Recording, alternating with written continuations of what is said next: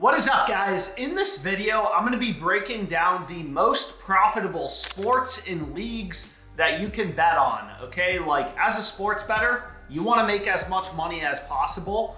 So a lot of people like to bet on the popular sports like the NFL, but are they actually the most lucrative sports you can bet on? And the answer is no. NFL is not the most profitable sport you can bet on. 100% no. So in this video, I'm basically going to break down what are the most profitable sports and leagues. Now, I do want to be clear about a couple things. First of all, I bet on a bunch of different sports, right? If I can get an edge betting on baseball, I'll bet on baseball. For example, I just locked in Will Smith to get a double at plus 280. This play was on the OddsJam positive EV tool, which basically just scans the millions of odds across books to point out line discrepancies, point out value. You can see FanDuel is giving you a way better price than all the other books. However, 2 seconds later, I locked in a bet on Toledo, a college football play. So long story short, another play with really good value. So long story short, I bet on a bunch of different sports. However, as a sharp bettor, there are sports that are much more profitable than others. And the point of this video is to kind of run through which sports and leagues are best so you can kind of focus on them and maximize your profits. So by far the best sport that you can bet on, if I could only pick one, I would pick basketball. And it's for a few different reasons, specifically the NBA. The NBA is my most profitable league. I'm up over $200,000 betting on the NBA. Overall, all time, this verified bet tracker I use is called Pickett Sports. It basically reads in all your plays from the sports books, shows you your profit and loss, stuff like that. It's really good. Obviously, you want to track your bets. But why is the NBA the most profitable sport you can bet on? A few reasons. First of all, there's more games, right? More games means more surface area for the books to cover, more opportunity, right? There's 82 games in the NBA regular season, only 17 for the NFL. So let's just say you have just a 1% ROI on your NFL bets. Over the course of a season, you're getting a 17% ROI. Whereas over the course of an NBA regular season, there's 82 games in the regular season, you're getting an 82% ROI. So quantity of games is really important, right? Like in football, you basically just have games on Sunday. So even if you have a 5% ROI over the course of a month, 4 weeks in a month, that's a 20% ROI. However, for the NBA, if you're betting every single day on basketball and you can get a 5% ROI over the course of a month, that's an 150% ROI, right? So long story short, basketball quantity of games is important. It also makes it harder for sportsbooks to manage their lines. So as a simple example, if you think about Thursday night football, there's only one NFL game going on. It's super easy for sportsbooks and their traders to watch their NFL lines like a hawk and make sure they're not out of sync, there's not a lot of line discrepancies, arbitrage, or EV bets.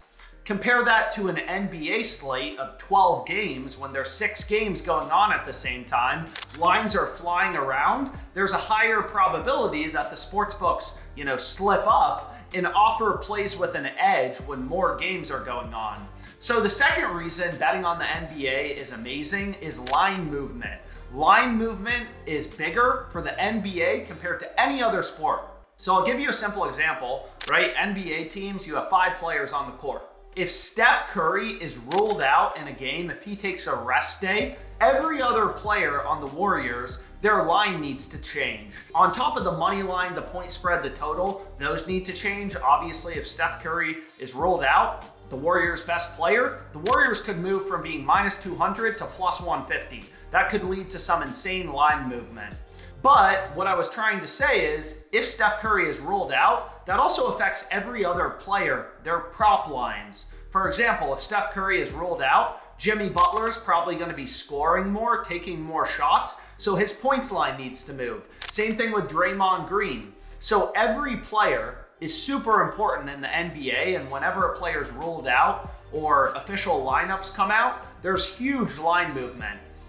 So you'll often see, especially in the NBA, OddsJam users able to hit arbitrage bets for $100, $500 risk-free profit. Arbitrage is by far it's best in the NBA. Arbitrage is when two sportsbooks, in this case it was ProfitX and Novig, which are two peer-to-peer betting exchanges that have no max limits. But you can see this guy was able to bet the over on one book, the under on a different book, and because these two books were so out of sync after a lineup change, he was able to make over $500 risk-free just day trading the sports books. You don't really see that in baseball, right? If Ohtani is ruled out, Dodgers money line will change slightly because Ohtani's the GOAT, but it's not gonna move from -200 to +150. The Dodgers are still a stacked team with Mookie Betts, Will Smith.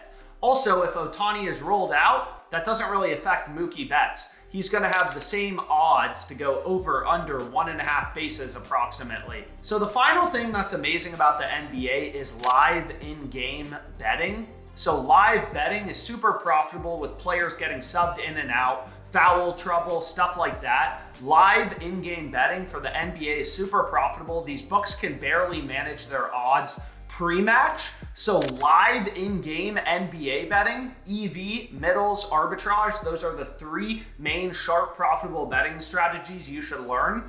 It's amazing for the NBA. The NBA is by far the best sport to bet on. Now you may be thinking like, okay, NBA is the best, league, I guess technically to bet on. What about college basketball? College basketball is great as well. College basketball is better than, college football. However, in college, typically there's less prop markets available. A lot of the opportunity in the NBA is because books have so many prop markets. There's huge discrepancies. Player points, player rebounds, steals plus blocks, PRAs, points plus rebounds. Like the NBA has more betting markets, and I said this earlier, but more markets, more surface area for the books to cover means more opportunity for the books to screw up and offer bets with an edge. So that's one of the reasons why NBA is better than college sports. There's just more markets available in pro ball versus, college ball. But anyways, basketball, best sport to bet on. Without further ado, let's get into the second best sport. So my second most profitable sport is the NFL. The NFL is great, football is great. That's the second best sport. NFL is better than college for basically the same reasons I explained for pro basketball being better than college basketball. There's more prop markets for the NFL. A lot of states don't even offer, college football player props. So long story short, like more markets, more surface area for the books to cover, more opportunity. But there are some things that are amazing about football. First of all, there are more prop markets for a football game, for an NFL game, compared to any other sport, right? You have defense, tackles, assists, all these different markets you can bet on. So more markets means it's harder for the sportsbooks to manage their lines, right? That's kind of the key of all of this. So one NFL game is better than one NBA game. What really sucks about, the NFL is, again, just there's a lot less games. However, if I had to pick, you can only bet on one game today, and you give me an NFL game or an NBA game, any day of the week, I'm taking the NFL game.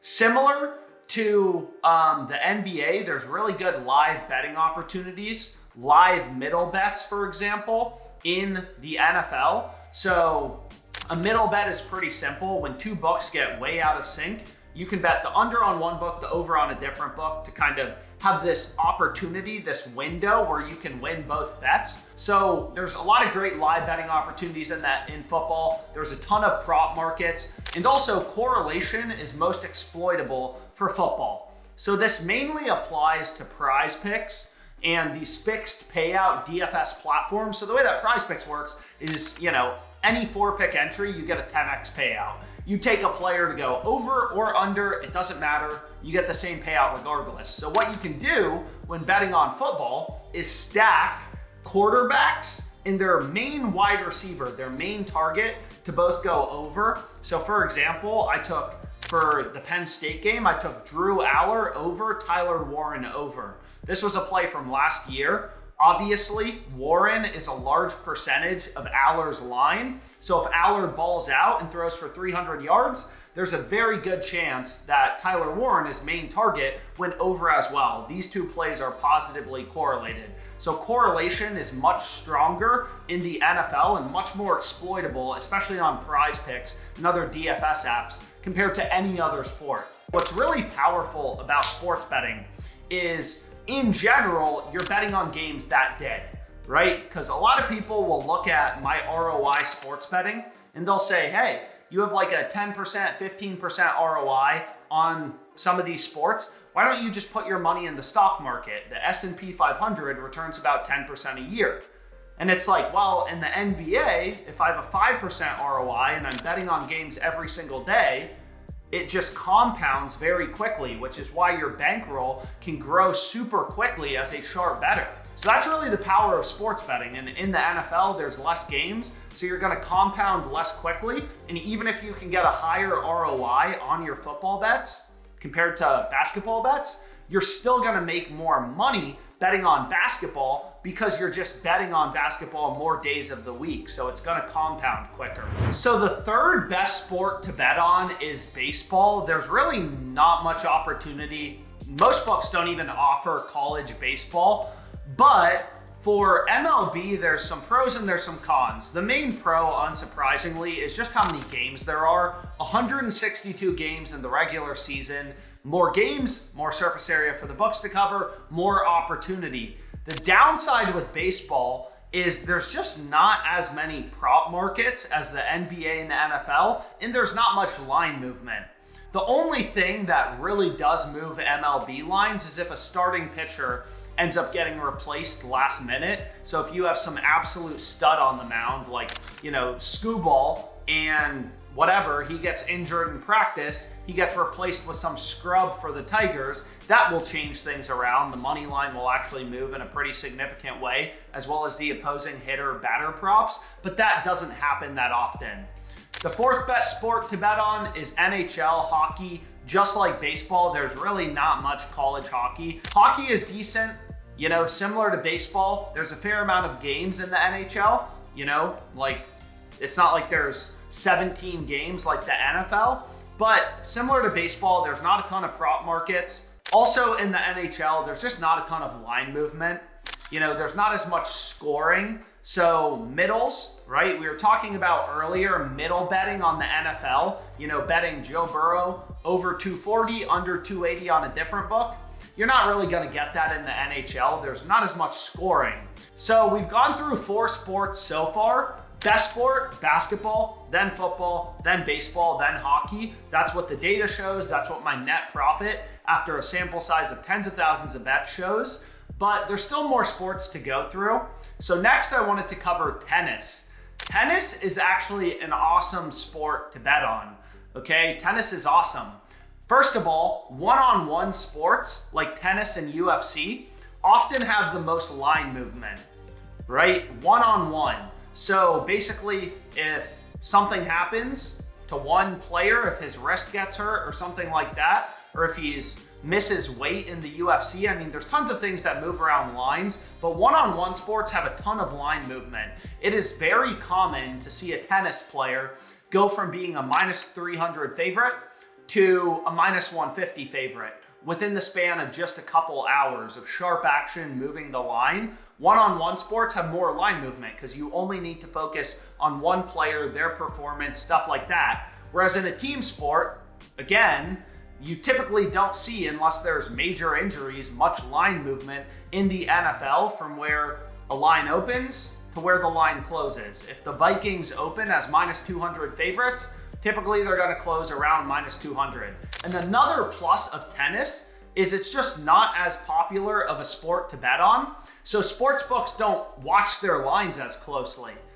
If you think about the NFL on a Sunday, sportsbooks, their traders, their employees are watching NFL lines like a hawk. They're trying to, at least.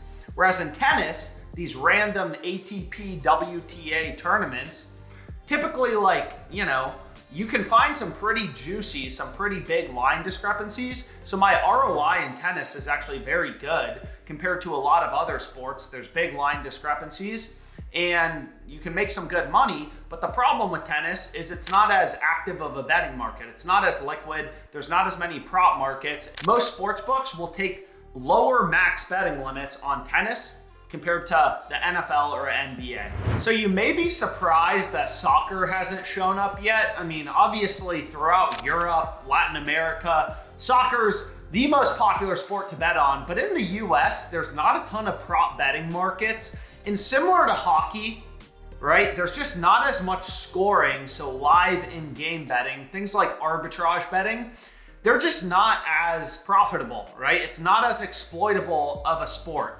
So you can see I've absolutely made money betting on soccer, but the volume, my ability to get down profitable soccer bets compared to NBA is super different. Also in the US, soccer in general has lower betting limits. But anyways, there is a long tail of other sports, right? There's tons of other leagues, stuff like that. A lot of them on this bet tracker picket fall into the other category. So I'll give you an example of one sport I now bet on every single day is Esports. CS2, League of Legends, basically every single day. Now, not a ton of books do Esports. FanDuel, DraftKings don't have Esports, but Prize Picks, Underdog, Sleeper, a bunch of other books do, and there are massive line discrepancies. It is a super inefficient market. These books can barely manage their lines. You'll often see esports players, line discrepancies, that you would never see in the NBA. It's crazy. Another benefit of esports is some days there's hundreds of games between CS2, League of Legends, all these different leagues, Valorant. There are just so many professional esports matches you can bet on. Again, more games, more surface area, more opportunity for these books to slip up. Correlation is also exploitable in esports. It's not as profitable as football correlation, which we went through earlier, but you can make money on correlation on Prize Picks. I've actually made some full-length videos about esports correlation. But again, it's just such an inefficient market, massive line discrepancies, which is obviously a good thing for sports bettors. But regardless, I hope you enjoyed this video. Let me know any questions, comments, what other videos you want to see. I love making sports betting content. And again, thanks so much for your time, guys.